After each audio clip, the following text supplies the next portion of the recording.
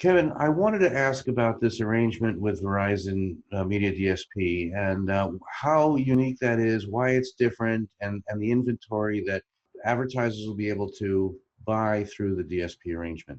At Dish Media, we are big advocates of programmatic and technology.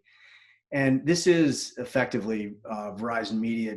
It's their initiative. They approached us several months back and said that they're interested in including household linear addressable inventory on their DSP.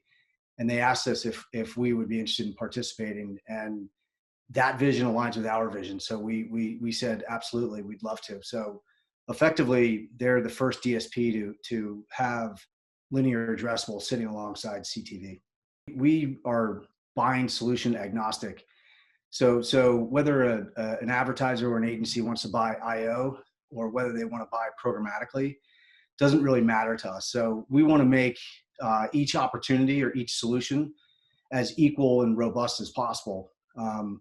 Sling, which we've shared with BTV before, Sling does over 60% of its revenue programmatically, and has been has relied on the DSP ecosystem for several years now, and it's proven to be a great investment and bet for us.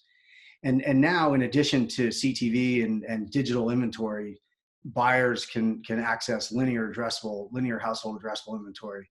So I think it's a big deal in a couple of reasons. One, you now see a DSP that sees the importance of including linear addressable inventory in conjunction or adjacent to other digital video inventory. Number one. Number two, we think it proves out that omni-channel, omni-planning, and in this case, omni-video is critical going forward.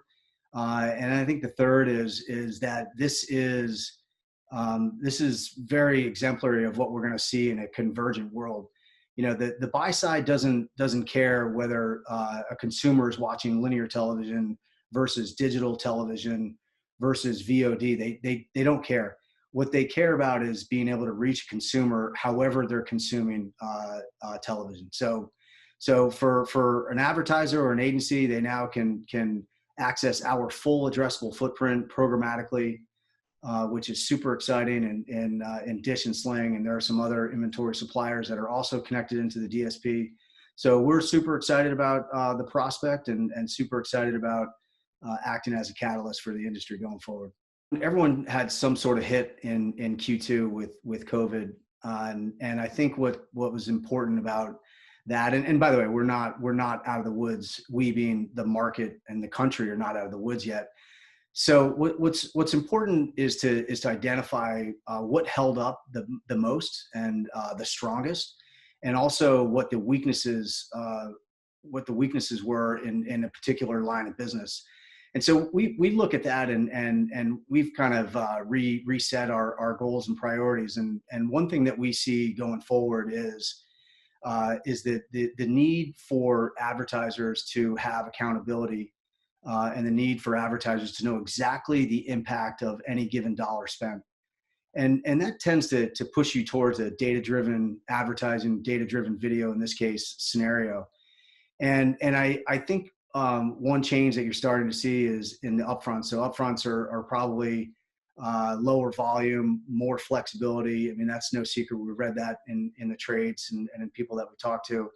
But what I think is starting to happen is there's a general acknowledgement that advertisers need to reach the most difficult audiences in addition to reaching heavy viewing TV consumers.